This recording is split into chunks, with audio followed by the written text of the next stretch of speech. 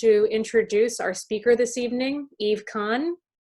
She's joining us from New York City, where we're located in Newport. So Eve, thank you for virtually making the journey. To all. We're going to go over a few little housekeeping notes this evening, just so you're aware of how we'll be allowing participation with the Q&A following Eve's lecture, or even possibly during. As you'll note, you are all muted currently, and it will stay that way. So we'll be doing Q&A through written format. If you're on a computer and scroll your mouse or cursor over the Zoom window that you're looking at, you'll see that there is a chat button at the bottom. And if you press that chat button, a box should pop up. And in that box, it says to with a colon. And right now it should say everyone. But if you press everyone, you'll then see, if you look for my name, for Leslie Jones, and send your messages to me, I'll be keeping track of everyone's questions as they come through this evening. Now, if you're on a phone or on a tablet, it's slightly different, but you just want to touch your screen, and it should pop up a little menu at the bottom of your screen where there's 3 dots and it says more. So click that, and then chat will be an option. Select chat, and then again, a box will pop up for chat, and you'll want to go to the send to colon, click everyone, and then find my name or type in my name and send your comments or questions to me throughout Eve's lecture. And this is, of course, an experiment for all of us, so we welcome your feedback to see how well this goes. But without further ado, I'd love to introduce Eve Kahn. Eve is a journalist and historian who wrote the weekly antiques column for the New York Times from 2008 to 2016, and she regularly contributes to the Times as well as Apollo, the magazine Antiques, and Atlas Obscura. She is based in Manhattan, as I mentioned earlier, and she helps lead scholarly nonprofit groups, including the Art Glass Forum and the Victorian Society's New York chapter. Her book, Forever Seeing New Beauties, The Forgotten Impressionist Mary Rogers Williams, 1857 to 1907, is her first book, and it explores the painter's life, works, and well-preserved paper trail. Williams's archive and artworks surfaced in 2012 in a Connecticut boathouse, of all places. And Eve's years of research are part of a groundswell of interest in other undeservedly overlooked women painters of Williams' era. And I think Eve would be proud for me to mention also that this book was nominated and recently won the Sarton Women's Book Award. So congratulations, Eve.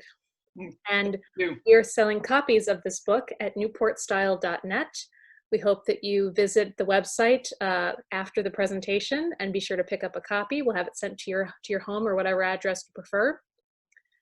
And so without further ado, I'd like to introduce Eve Kahn. Thank you, Eve. Wow. Thank you, Leslie, for that lovely introduction. Thank you all the Preservation Society hard workers who made this possible. I'm thrilled to be here in a very strange time. I wish I could see you all at the Newport Symposium, but that will have to wait till next year. Can't wait to be sitting on Goats Island, enjoying ourselves all in person. So I'm going to hit screen share and tell you a little bit about the funny story of how I stumbled upon Mary Rogers Williams' story and what I know and don't know about her. So here goes. And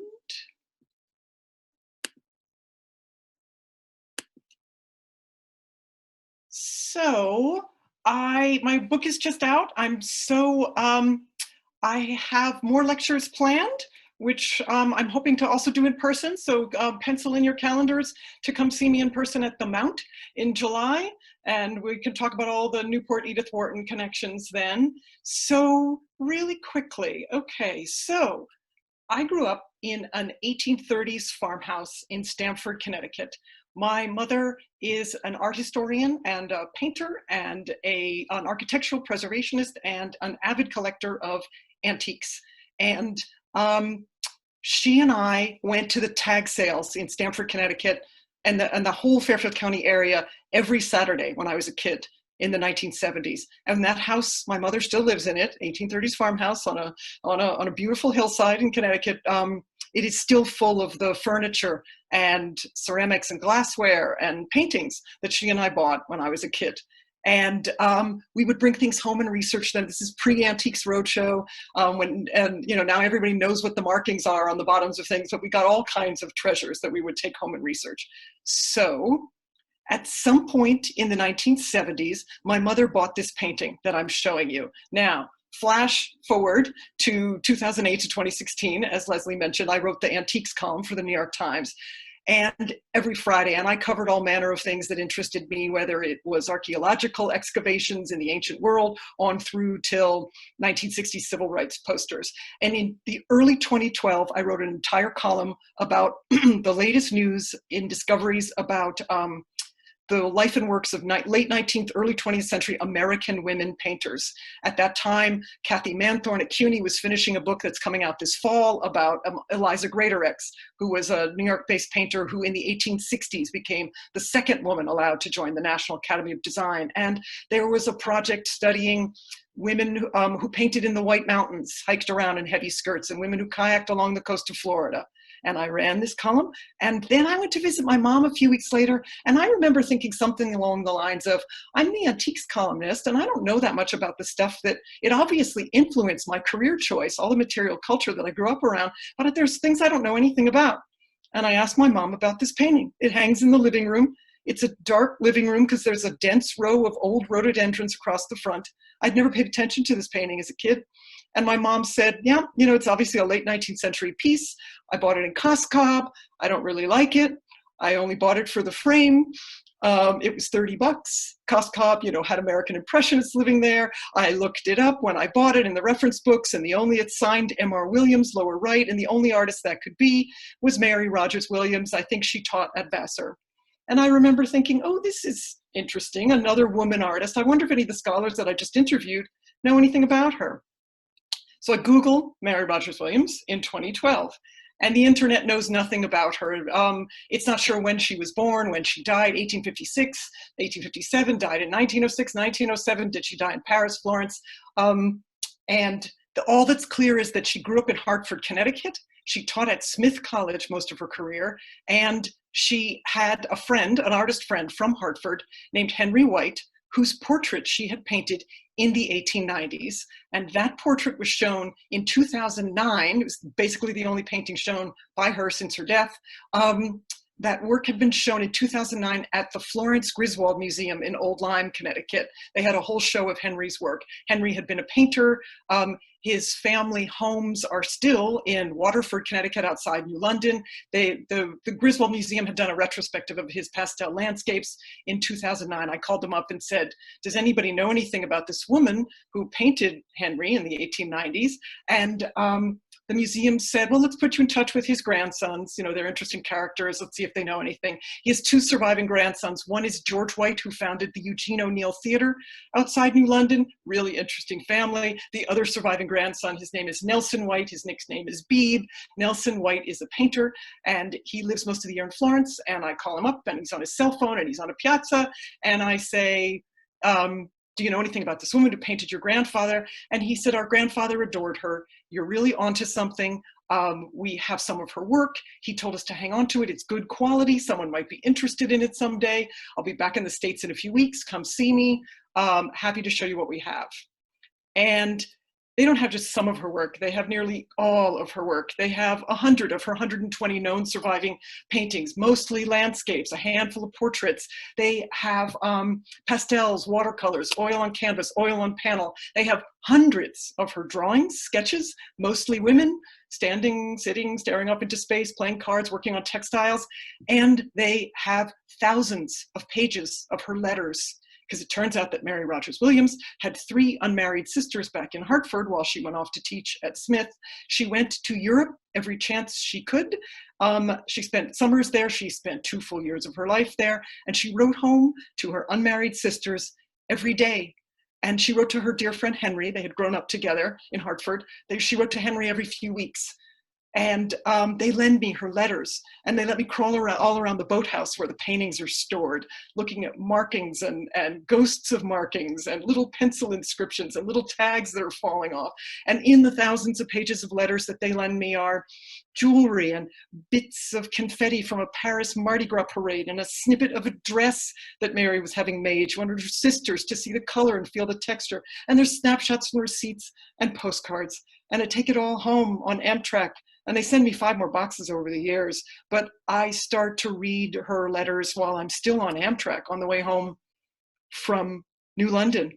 And Mary Rogers Williams is funny and feisty and self-deprecating and incredibly observant. And she writes home, nobody writes anymore about having seen a produce truck in the French countryside layered with cauliflower and carrots, because everybody just takes a photograph of it and sends it.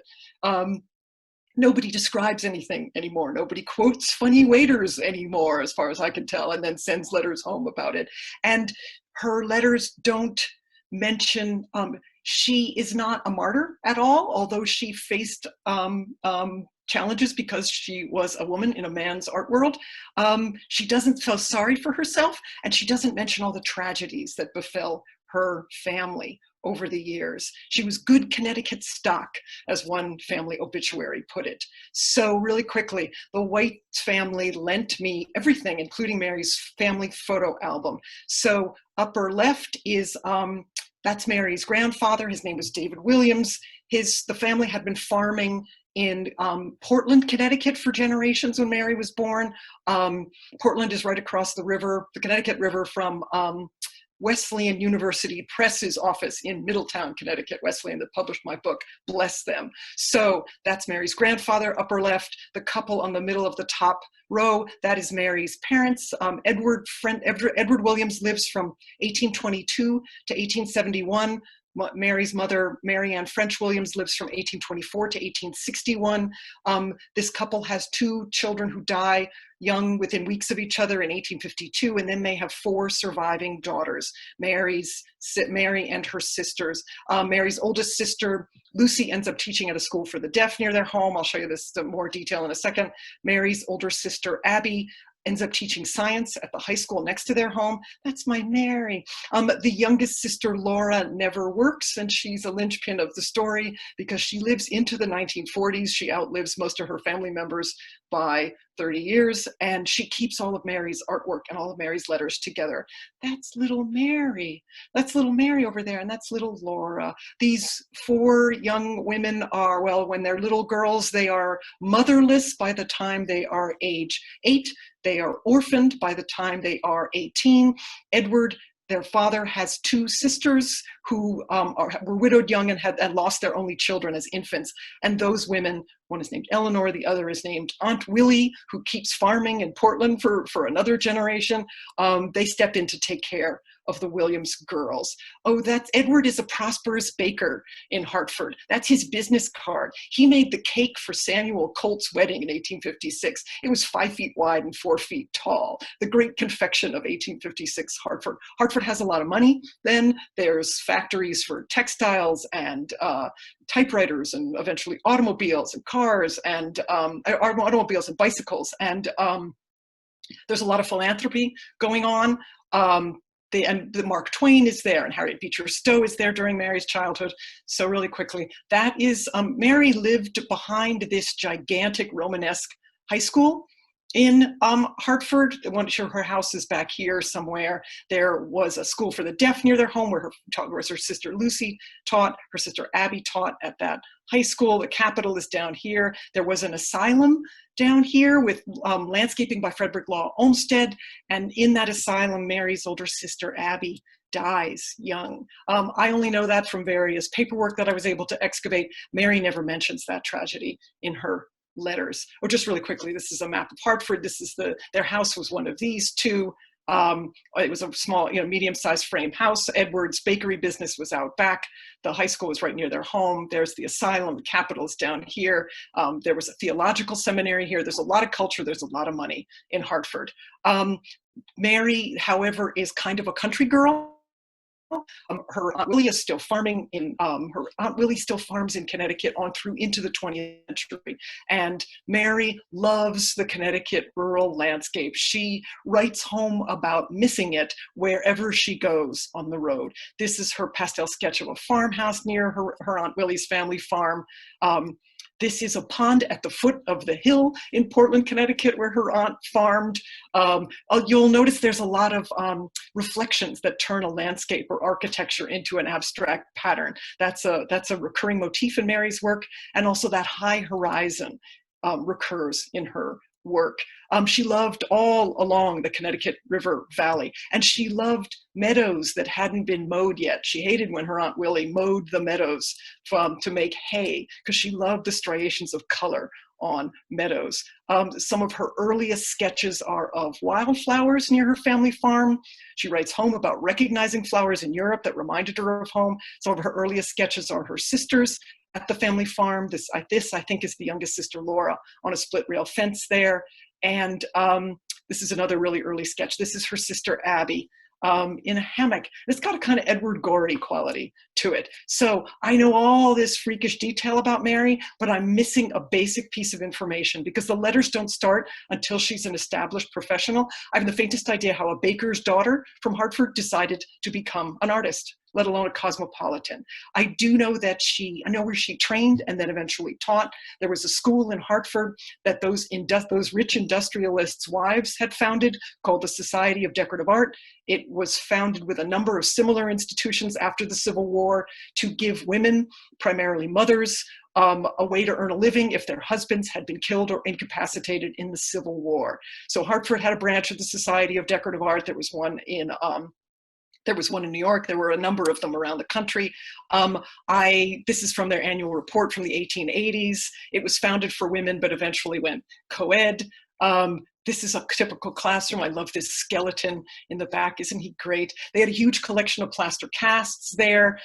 Sorry for all of you in the audience who know that every American institution worth visiting or worth training at in the 1890s or so had to have a large collection of plaster casts made from architectural elements and sculpture in the ancient world, medieval and Renaissance Europe. And I know that Mary had 3 teachers there. One was named James Wells Champney. He was a Civil War veteran from Boston. He specialized in sort of sweet genre scenes, and he copied old master paintings. He told Mary she had not enough self-conceit to succeed.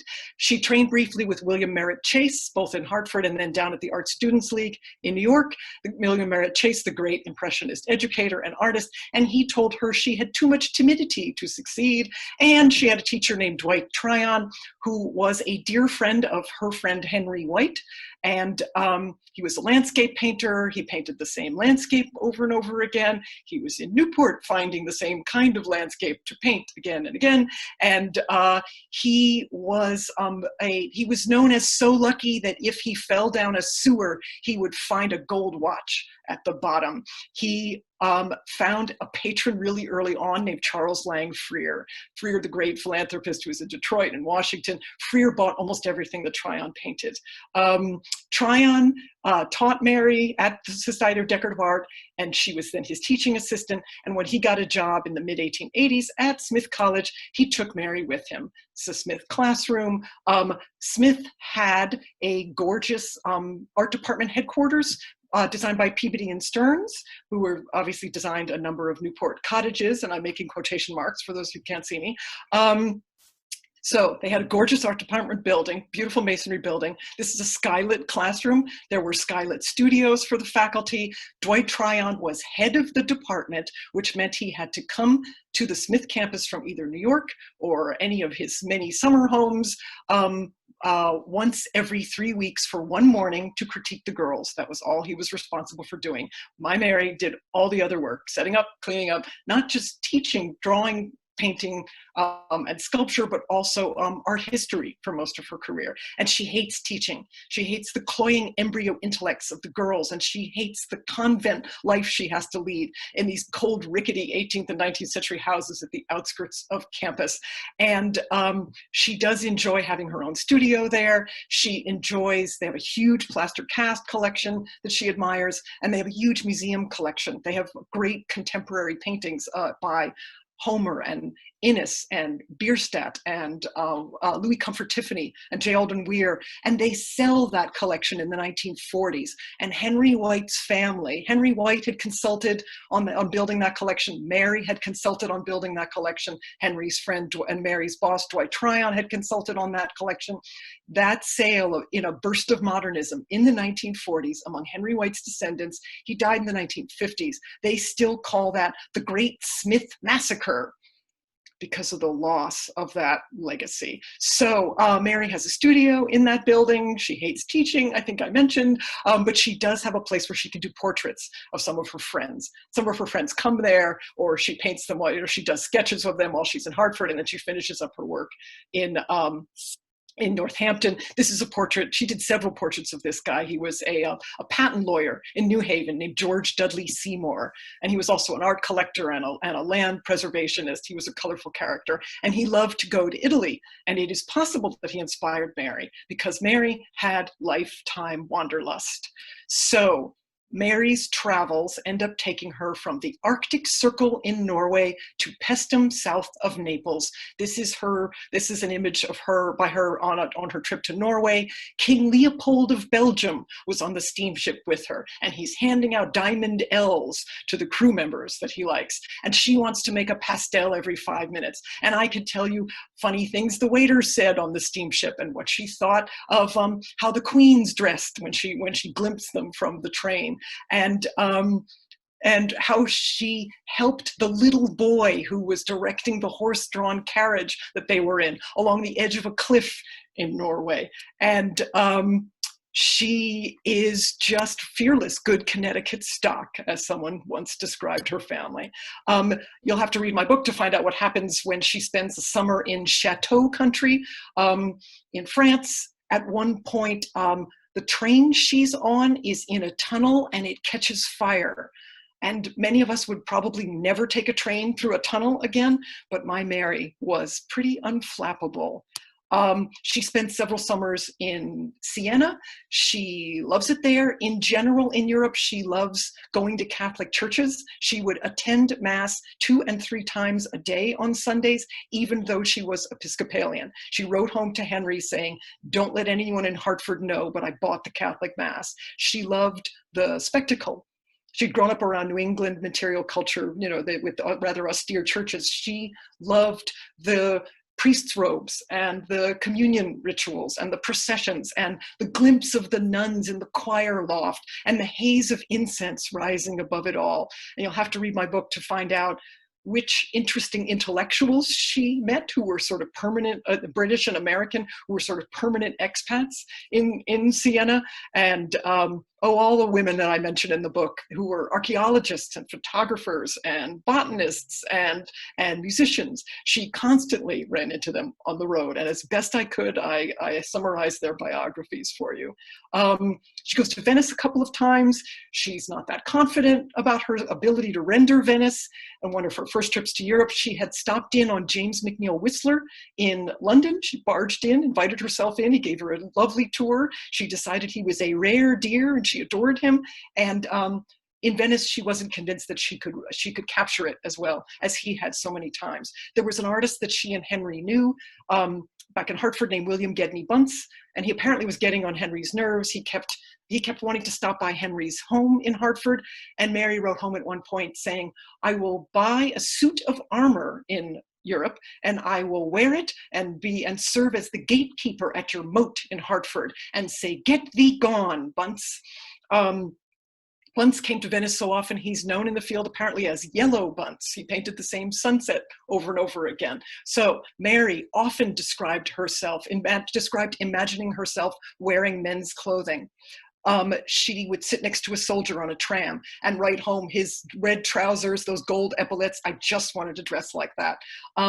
She wrote home at one point, "If I don't come home in September, it's because I've run off with a regiment." And she doesn't mean as a regiment's girlfriend, she means as in drag. So my Mary was almost undoubtedly gay, but I can't tell you that for sure because my Mary knew, unlike way too many corporate titans and government officials, that if you don't want people finding out who you're in love with, don't put anything in print. One of my Mary's letters is just trimmed off at the edge. She must have put something that she didn't want anyone knowing, and her sisters had the sense to trim it off. When she can't get to Europe, she travels along the New England seacoast. She's in Provincetown really early on, before Charles Hawthorne, years before Charles Hawthorne has a formal art school there.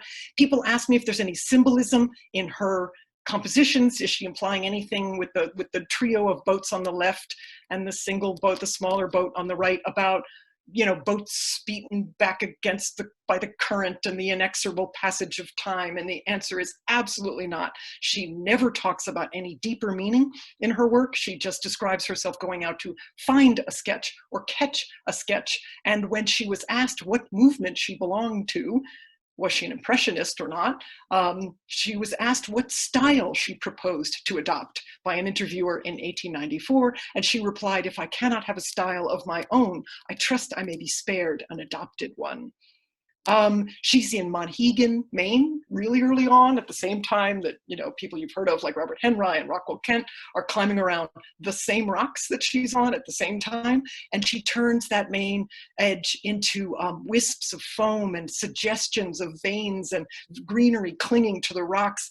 And people ask me if her work got more abstract over time, but a lot of it isn't dated, so I can't say that for sure.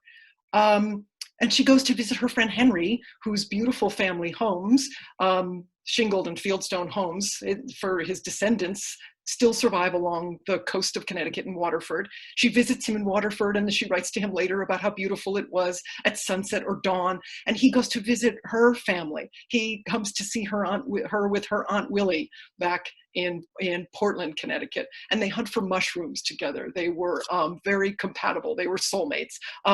Henry had, as a young man, the common sense to marry a woman who inherited a fortune made from shoes supplied to Civil War soldiers and insurance. Henry didn't really have to work, so he took time to take vacations with Mary, and he supported her and her career. And that is another reason his descendants have hung on to her work. Of her 120-ish known surviving paintings, couple dozen are portraits. The one on the left, which is on the cover of my book, it's a big canvas. It looks like a pastel. It's 2 by 3 feet in person. And in the background, that's a dozen colors when you see it in person. And it's iridescent almost, and you can kind of fall into it, that suggestion of depth. And the pastel on the right, again, it's about 1 foot by 8 inches or so. And again, it's got a dozen colors in the background, this suggestion of depth. And these two paintings were both shown at the Pennsylvania Academy of the Fine Arts and the New York Watercolor Club. Mary, in her relatively short career, 1890-ish to her death, showed in dozens of group shows. She and Henry had a 2-person show at one point. And she's almost always mentioned, singled out in the reviews of these group shows that she was in. She also showed at the Paris Salon, we'll get to that in a second, the National Academy of Design, Women's Art Club in New York, Art Association of Indianapolis. And the reviewers, some of them loved her atmospheric, dreamy effects, and one of them said that she was too abstract for his tastes and that she needed to go through a severe course of drawing.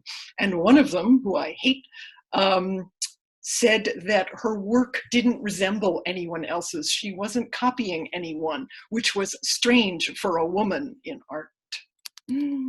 Oh, I just wanted to show you one more portrait on the right. It's a tiny pastel. Mary described it in a letter to Henry as a memory sketch of a neighbor glimpsed by lamplight through a window. And you can make out the ghost of the lamp along the left edge of that pastel. On the far left, this is a photograph of Mary's dear friend, Mabel Eager.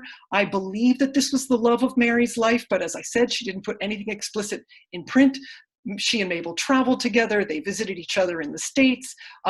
Mabel showered Mary with presents. Mabel ran her family's office supplies business in Boston. She was apparently terrifying in person, imperious and elegant. And she had a really premature gray streak in her hair. I know that because portraits of her by Mary were done. They're described in the letters, but I can't find them.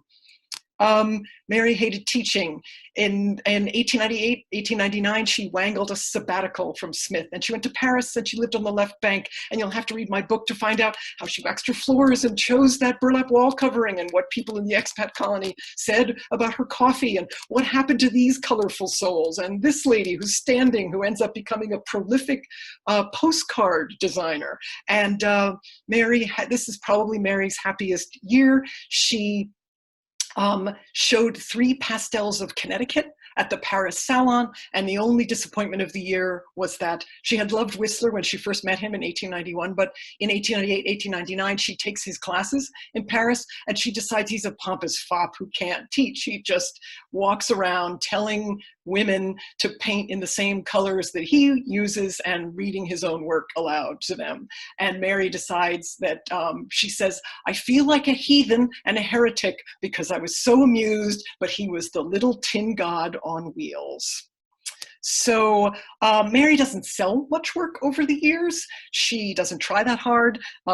Of her 120-ish paintings that I can find mentions of perhaps 10 or 15 others that are circulating on the market somewhere. The only dealer who shows any interest in her work is William Macbeth, who's a terribly important New York dealer on Lower Fifth Avenue. He's an Irishman who is considered the first major American dealer to treat American paintings as on par in terms of quality and value as European paintings. And at one point, he devotes a gallery to a couple dozen of Mary's pastels of Europe and America, and nothing sells. He describes them in his in-house magazine as crisp, poetic in sentiment and crisp and free in treatment. And one sells, and it sells to her friend Henry. He secretly goes down with his inheritance, his substantial inheritance. He's supporting Mary. He secretly goes down to New York, and he buys that pastel that I showed you a while back of the pond near Aunt Willie's farm. And that painting, that pastel remains in Henry's family's hands. And Macbeth sends back all of these unsold pastels to Mary at Smith, and she writes him to say, I know you sent me a doleful note with these returns, but please don't worry about me. I have had the pleasure of doing the work, and that is all that matters. So she hates teaching. Dwight Tryon, her boss, is never around. The spring of 1906, she basically says, I've been known as teacher or instructor of drawing and painting all these years.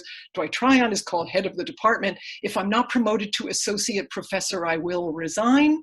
And they force her out. Henry frantically writes a letter to the head of the board of trustees to try and get her saved, but it's useless. So she gets shoved out of Smith, spring of 1906, and she goes back to Paris, to the same street where she had her sabbatical, with no plans to come home. And you'll have to read my book to find out, how she got that chair and where that painting might be and what she said about those knickknacks. And she has a lazy last year in Paris, trying to figure out what to do with herself. She gets a job offer from Mrs. Wheeler from Providence, who is teaching American girls to paint at Giverny, and she turns it down. She wants to work. She's having trouble concentrating.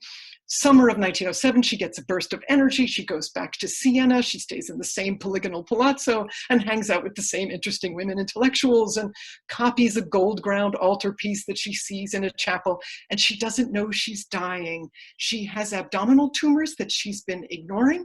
And towards the end of the summer, she doesn't feel that well.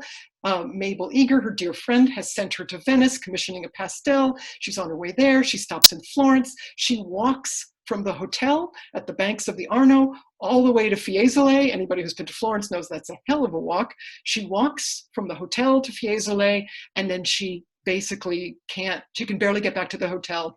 And by September 5th, September 7th of 1907, she's incapacitated, and she dies in a hospital in a gorgeous spot up in the hills in Florence. Harold Acton's villa backs onto it. NYU uses it as a dorm. And the nurse who runs it trained with Florence Nightingale. There were interesting people around my Mary to the end. She dies September 17th, 1907. And when I went to her grave in Florence, and I'm wrapping up now, I've got 2 more funny detective stories to tell you after this sad part. I went to her grave, and I thought I'd be so upset to see her so far from home, from those sisters that she wrote to every day. And when I got there, I realized, there's so many interesting people around her. Alice Keppel, King Edward VII's mistress, is near her, and the great neoclassical sculptor Larkin Goldsmith Mead, and Elizabeth Boot, the 19th century American painter who was dear friends with Henry James. They're all right near my Mary, and she's in good company. And when I got there, I put my book manuscript down and a binder full of photos of her and her work on her grave, and I said, Mary, you're gonna like this book. And she said, "Ah, you're a sad flatterer, just like Henry. And besides, I have had the pleasure of doing the work, and that is all that matters." So 2012, remember my mother's painting, right? That is how I stumbled down this amazing rabbit hole. Two more funny detective stories, and then I'm going to wrap up. By 2014, the Florence Griswold Museum in Old Lyme, Connecticut, Henry's family has stayed in close touch with them all these years. They put on a medium-sized show of Mary's work, a couple dozen paintings. Oh, and there's Provincetown, and that's Norway, and that's Cape Cod, and that's Connecticut River Valley. And I want to tell you two more funny stories. This is Mary's landlady, Mrs. Tenney at Smith. Mrs. Tenney was a philanthropist at Smith who donated her home, her estate, to the college with the proviso that rich and poor girls be allowed to live together in the dorm that they were making out of her home, because otherwise the rich girls were right on the edge of campus and the poor girls were slogging through the Northampton mud to get to class and couldn't keep up with their schoolwork. Mrs. Tenney is still beloved at Smith. Mary painted her portrait in the 1890s. When I started this research project in 2012, Smith had an accession card in their art collection for this painting, but they couldn't find the painting. It had been hanging in the dorm, which is always a terrible idea. The dorm had been renovated and the painting had wandered off. And so I started Googling to see if I could find it. So lesson to every young art historian, every budding art historian listening to me today, don't ever research an artist whose first initials are M and R, because when you Google the phrase signed M.R. Williams, looking for any painting of that description, you will get every letter ever digitized that was signed by a Mr. Williams. So with enormous effort, I was able to find this painting. It had come up for auction in 2008, contacted the auction house, contacted the buyer. He said, "Yeah, I don't even like this painting. I just thought it looked like Whistler's mother." And I said, "Smith is missing that painting and you don't want any trouble and I don't want any trouble." And he had paid a couple $100 for it. And my husband and I paid him a little bit more than that. And we bought it and we donated it to Smith. So that painting has gone home and it will never hang in a dorm again. Just as my book is going to press, out of the blue, somebody emails me, "Oh, I see you're interested in Mary Rogers Williams. And you were researching Mrs. Tenney at one point. Maybe you'll be interested in this image of Tenney House Parlor. And oh, am I interested in this? There's the portrait by Mary, of her landlady, hanging in the dorm. And this is the room where my Mary would have sat and plotted her next trip to Europe." So last funny story, and then I really look forward to hearing your questions. The last funny story is this.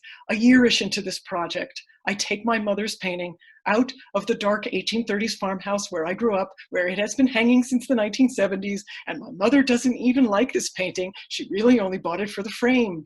And when I take it out onto her back porch to take a high-res photograph of it for my catalog raisonné in progress of Mary Rogers Williams, when the sun hits that painting, I realize that it's not an R, it's a P. It's MP Williams. My mother misread the signature. It's kind of dense foreground. It's dense vegetation in the foreground. My mother misread the signature in the 1970s. And that's not Mary's handwriting anyway. Mary's M's are nice and symmetrical. So just to wrap up, it's all just a fluke that I'm here today talking to my machine in quarantine. And it's so completely surreal to me that my mother's misreading, an accident from the 1970s, and has led me down this amazing trail. And I'm so glad that you all listened and that I was able to share this story with you. Looking forward to your questions. Thank you so much. Eve, thank you so much. That was wonderful. I'm sure that everyone's silently clapping in their own homes right now. Thank you. I've seen quite a bit of them now. Congratulations. Thank you. That was fascinating. Thank you. To have almost no record of Mary's life to now creating one in full. One of the great first questions we received was, what will happen to Mary's archive now that it's with a family? Is there any plans to make it formally accession into a collection, or what are the plans? So the collection is currently in boxes in the room behind us, and it's being donated to Smith. Oh, great. So they had talked to, and sorry, this is a little inside baseball-y, but the family and I had talked to the Archives of American Art at the Smithsonian about donating it to them, but they, I believe, would only take the letters. They would only take Mary's letters. They would only take the material related to the artist in the family. And the Whites have the paperwork that spans all the sisters. And they've got jewelry and family wills and all this other stuff. So the Smith agreed to take everything and it will stay all together, which is sort of funny because Mary hated teaching, but at least the women who live in Tenney House will now be able to visit Mary's archive and understand the roots of women's education. That was another question we received. Does she explain or go into any detail as to why she didn't like teaching? Was it just that she didn't enjoy instructing, or? So it's almost unimaginable now that a faculty member would be in charge not only of fine art, but also art history and all the cleaning up and all the hanging of the student shows and the flattering of the donors. And I think, so there was an obituary written of her by a teacher there named Mary Augusta Jordan. Mary Augusta Jordan's sister was Emily Folger of the great Folger Library in Washington. Mary Augusta Jordan wrote the most tactful obituary, and it said something like, Miss Williams would light up when a student showed particular interest or particular talent for such and such. And you realize that Mary must have looked so bored. She really wanted to run away. That's what she kept writing. She was bored and frustrated. She literally wrote again and again to her sisters or to Henry, I'm going to run away. You know, I want to bicycle away from campus and never come back. I want to go out to the golf links and play golf and never come back. That's great. We have a bunch of great questions coming in. Please do remember to send them to us. We're really interested to read them. One of a more personal note, what was, you use Mary Rogers Williams to describe Mary in full. Is Rogers an important family name? Clearly it was her middle name. Right. Mary Rogers? Or? There is a genealogical reason for that, because all of her sisters' middle names relate to an ancestor, but I was never able to track the Rogers line. It's an insanely common name. I had to hire a genealogist in Connecticut at one point to piece out all the different Williams lines. That's no wonder your book won an award. You're clearly dedicated to the subject. Another great question. Where can anyone see Mary's paintings these days? Clearly Smith has a few, but are there any other institutions that have her works in their collections? Smith has half a dozen. They've got Mrs. Tenney. They have a huge landscape called Evening and maybe 5 or 6 pastels. The Connecticut Historical Society has one portrait of her friend George Dudley Seymour, and Connecticut Landmarks has another portrait of George Dudley Seymour, and that is often on view. Connecticut Landmarks owns a network of historic houses, including the Nathan Hale House. And so sometimes that painting is on view, either in one of their Hartford homes or elsewhere in their network. That's great. Let's see. Here's an interesting one too. Oh, some of her work that you showed, especially the early pastels, bear a great resemblance to George Inness. Now, you mentioned that she was at Smith and was responsible for bringing some of his work into the collection. Did Mary and George Inness have any relationship, or do they know one another?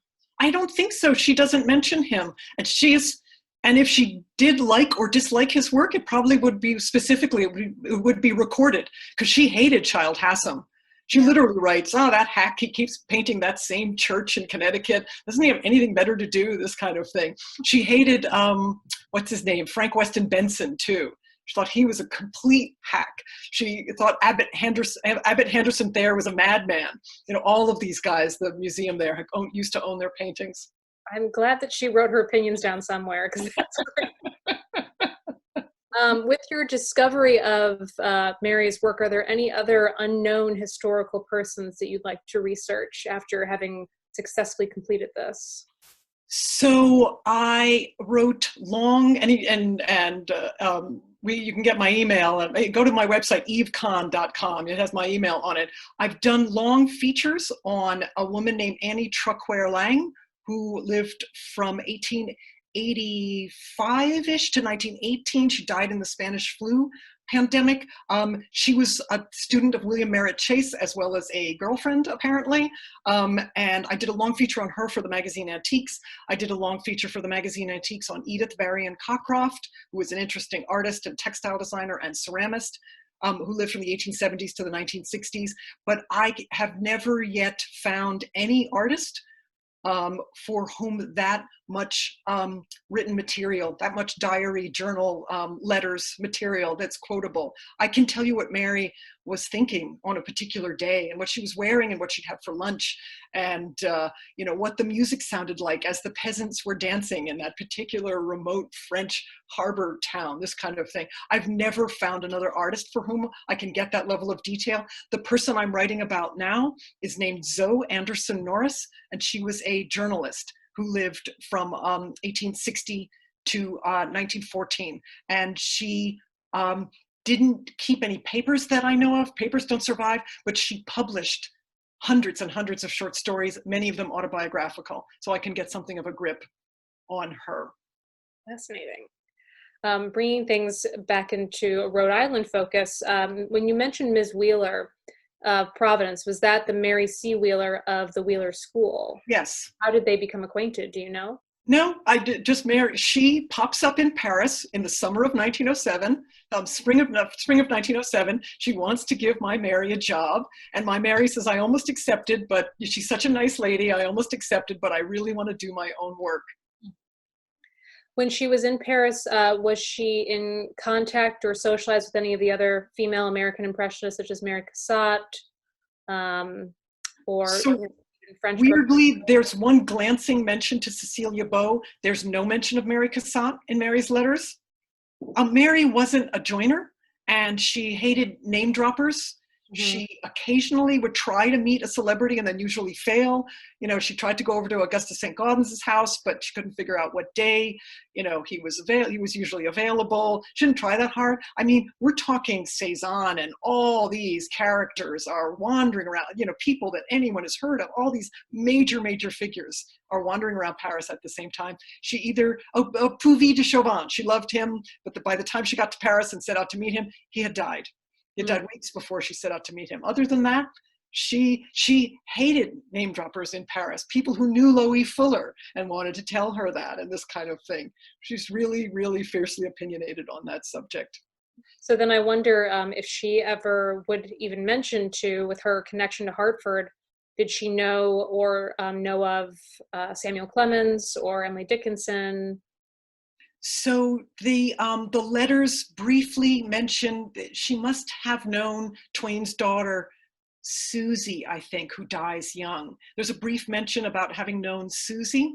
Other than that, I know Henry, when he was a kid, and I don't know if Mary had the same experience, when Henry was a kid in Hartford, Harriet Beecher Stowe had dementia, and she was wandering around, and he would find the little old brilliant writer and bring her home when he was a kid. That's such a sad story.